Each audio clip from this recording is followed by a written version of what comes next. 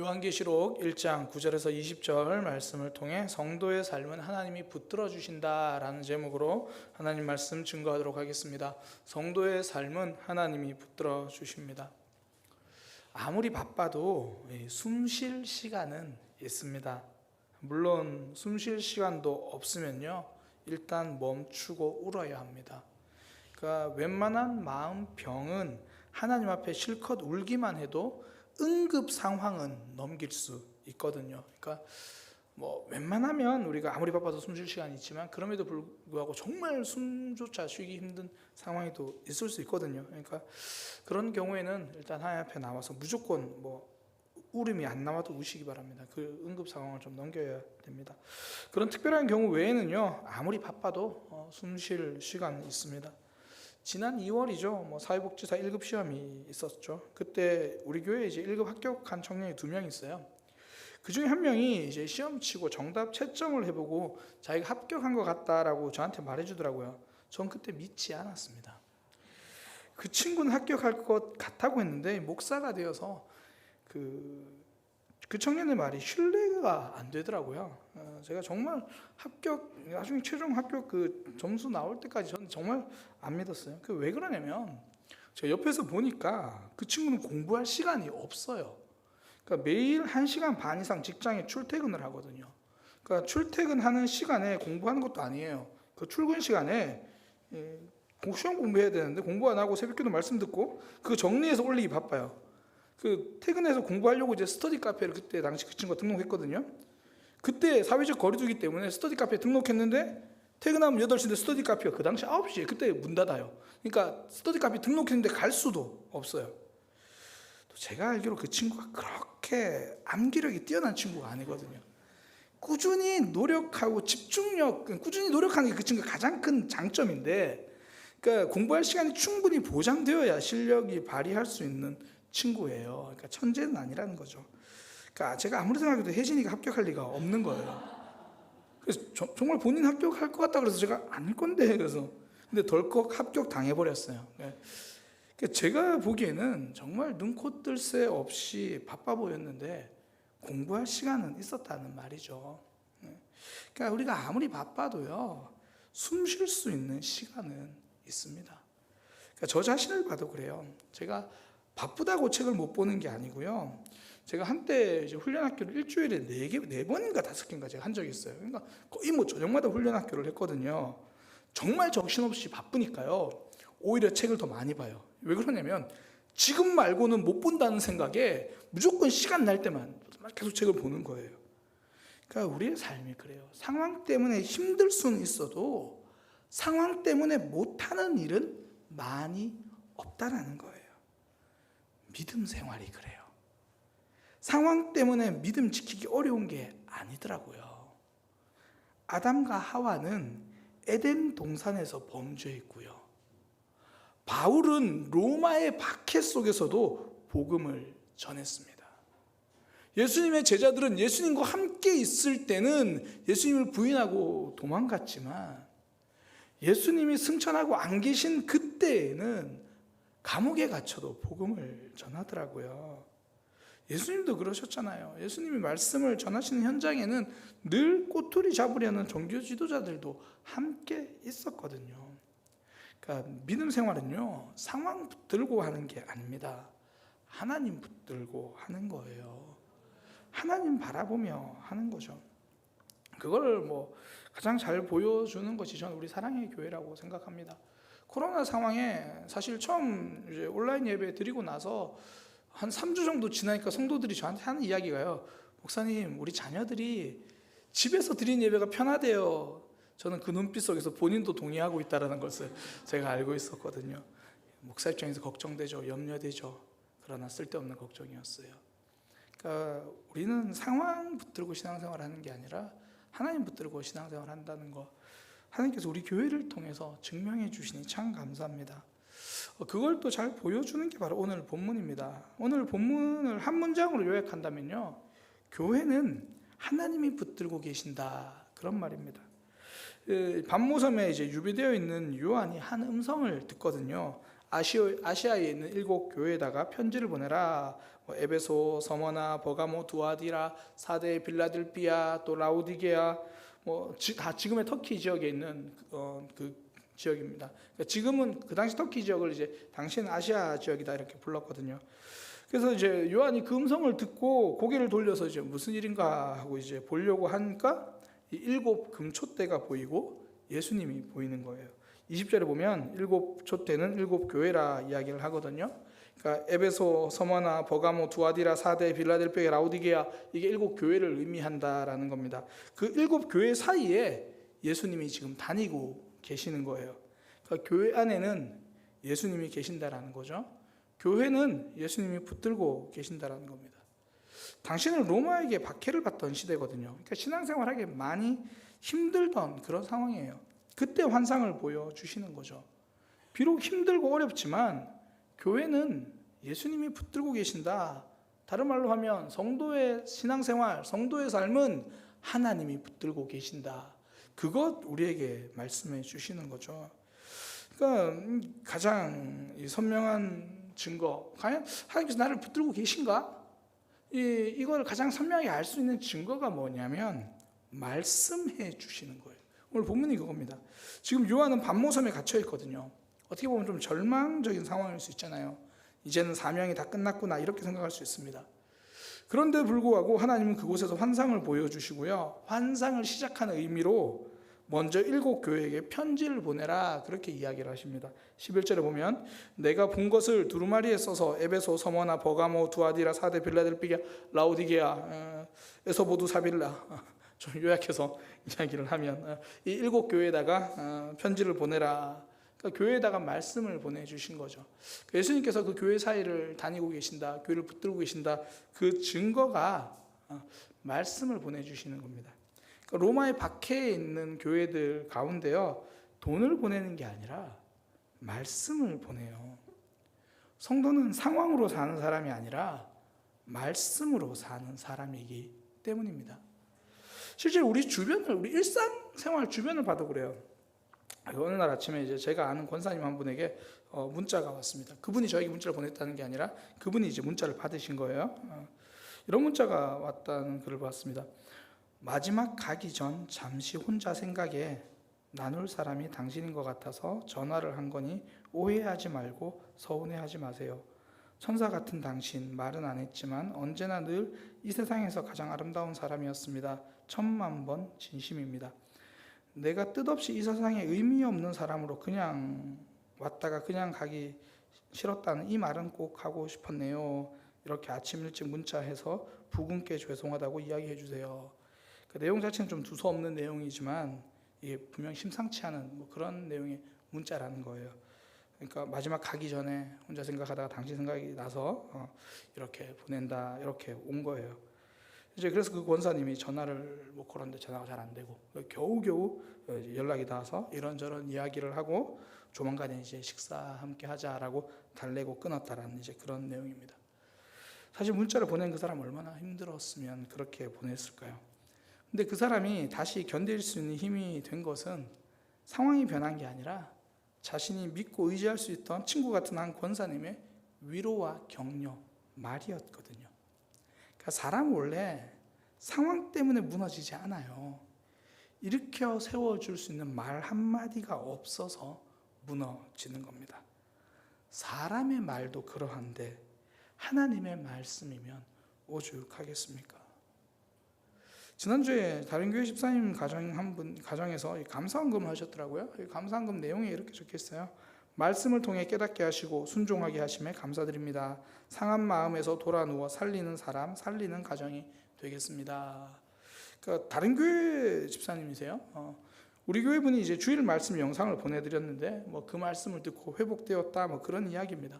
그 전에는 계속 이제 부정적인 생각, 나 자신만 생각하게 되었는데 말씀을 들으면서 자신도 회복되고 가정도 회복되었다는 뭐 그런 내용. 상황이 먼저 변한 게 아니고요. 말씀이 들어가니까 그분의 변화가 생기고 상황도 역전시켜 버리는 거죠. 그래서 하나님은 우리에게 말씀해 주셨습니다. 사람이 떡으로만 살 것이 아니요 하나님의 입으로부터 나오는 모든 말씀으로 살 것이라. 성도는 상황으로 사는 사람이 아닙니다. 말씀으로 사는 사람입니다.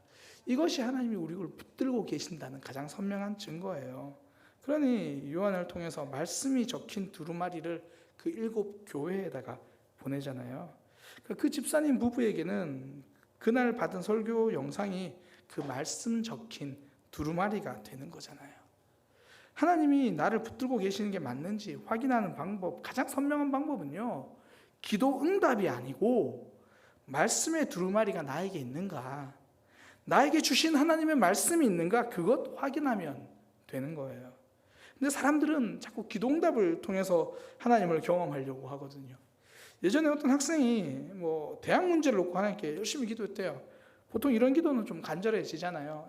자기 실력은 이제 등급은 한 7등급인데 원하는 대학이 한 3등급이면 얼마나 간절해져요. 나름 기도한다고 했는데 원하는 대학에 가지 못했대요.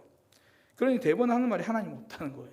하나님 없다, 하나님 안 믿겠다, 교회 안 가겠다. 그러니까 기도응답을 경험하지 못하니까 이제 희진이가 이제 하나님 없다고 그렇게 말했대요. 이건 제가 오기 전의 일이라서 저도 전해 들은 이야기예요. 어떤 경우에는요, 하나님의 응답을 통해서 하나님을 경험하기도 하지만 대부분 하나님의 응답이 좀 느리지, 그지? 하나님의 응답이 느려요. 더 정확히 말하면 응답이 느린 게 아니라 우리 욕심이 앞서요. 그러니까 하나님은 가장 좋은 때 응답하시는데 우리는 내가 급한 때에 바라거든요. 그러니 응답하시긴 하는데 응답이 느린 것처럼 보이는 거죠. 그렇게 응답만 기대하고 하나님 믿겠다고 말하면 믿음이 얕아질 수밖에 없는 거예요. 본인이 원하는 대학 못 들어갔다고 하나님 안 믿겠다고 그러고, 나중에 믿음이 자라면 우리는 달라지기 시작하는 거죠. 응답을 통해 하나님을 붙드는 것이 아니라 내게 주신 말씀을 통해서 하나님을 붙드는 겁니다. 한나의 삶이 그랬잖아요. 한나는 아이가 없어서 하나님 앞에서 울었거든요. 그때 지나가는 엘리 제사장, 그러니까 울면서 기도한 한나 보고 술 취했다고 그러잖아요. 잘 알지도 못하면서 말하는 거죠. 그때 한나가 저는 술 취한 게 아닙니다, 마음이 힘들어서 기도하고 있습니다. 그때 엘리 제사장이 하는 말, 평안히 가라. 이스라엘의 하나님이 너의 기도하여 간구하는 것을 허락하시기를 원하노라. 제가 볼 때 이거 엘리가 확신 없이 그냥 한 이야기처럼 전 들려져요. 그냥 대충 던진 말이에요. 그런데 한나에게는 그 엘리의 말이 하나님이 주신 두루마리처럼, 그 두루마리처럼 들린 거죠. 그 말씀을 내 말씀으로 붙들고 한나는 일어섰습니다. 상황이 달라진 게 아니고요, 내 안에 붙들 수 있는 하나님의 두루마리, 그 말씀의 두루마리가 생긴 거예요. 이런 말씀이 한나처럼 꼭 위로의 말씀이 아닐 경우도 있습니다. 아니, 사실 진짜 우리를 일으키는 말씀은요, 위로의 말씀이기도 하지만 위로의 말씀보다 대부분 사명의 말씀이 우리에게 던져지면 우린 일어서기 시작하는 거예요.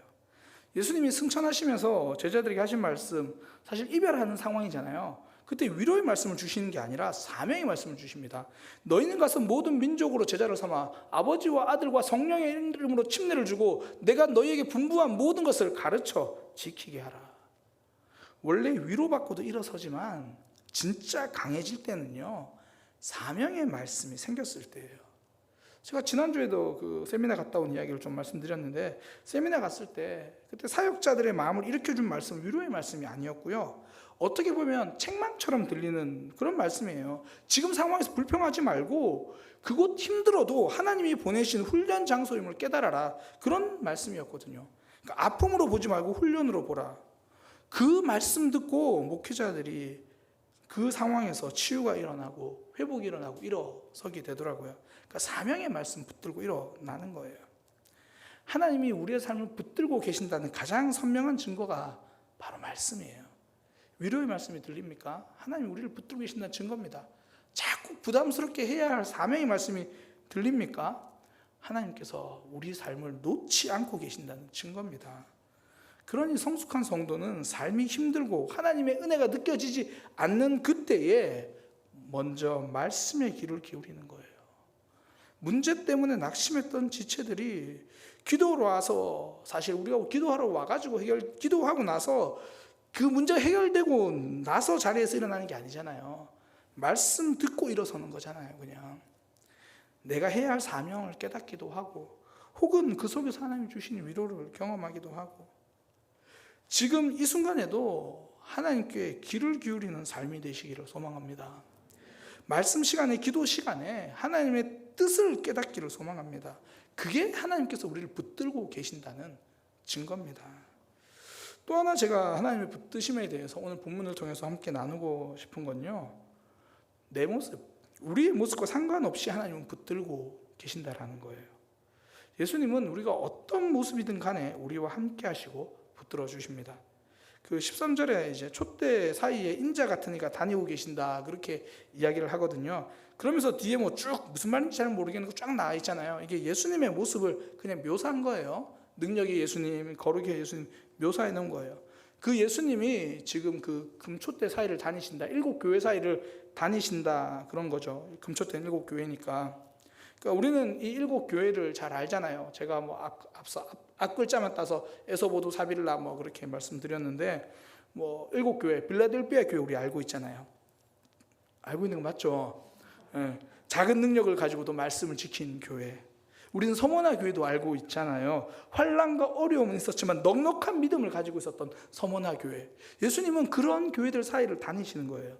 그런데 우리는 그 7교회 중에서 4대 교회도 알고 있습니다. 살았다는 이름은 가졌으나 죽은 교회라고 책망받은 교회. 하나님 앞에서 도저히 온전한 행동을 조금 더 발견하지 못했다고 하나님께서 말씀하셨던 교회들.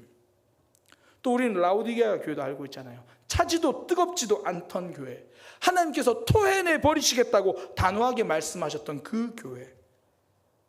예수님께서 다니셨던 그 7교회는 잘하고 있던 빌라델피아 교회도 있었지만 도대체 교회가 맞는지 의심스러웠던 4대 교회와 라오디게아 교회도 있었습니다.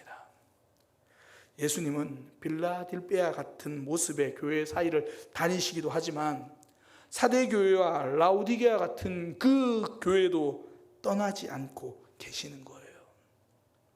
하나님이 우리를 붙들고 계신다는 말은요, 우리의 모습을 보고 붙들고 계신다는 말이 아닙니다. 하나님의 은혜와 사랑 때문에 붙들고 계신 거예요. 우리가 어떤 모습이든 간에 하나님은 우리 곁에 계시고 붙들어 주시는 거죠. 조나단 에드워즈 목사님의 굉장히 유명한 설교, 진노하시는 하나님 손안에 있는 죄인, 그 설교에 보면요, 피할 수 없는 심판 가운데 놓여진 사람들의 모습을 이렇게 묘사합니다. 하나님의 진노의 불꽃으로 활활 타고 있는 무서운 구덩이가 있습니다. 지옥이 입을 크게 벌리고 있습니다. 그런데 여러분은 서 있을 곳도 없고 붙잡을 것도 없습니다.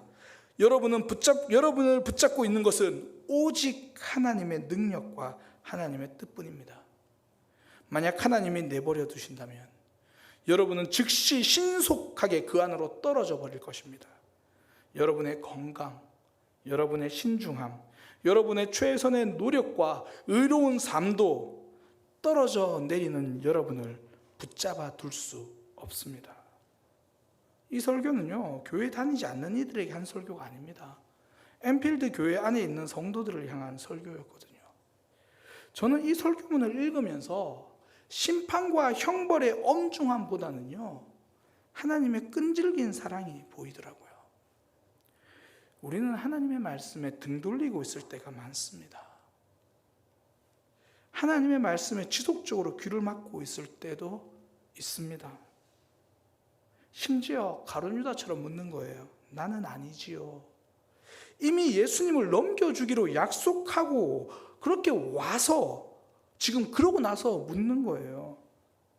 나는 아니었으면 좋겠다라고 부정하고 있는 모습이잖아요.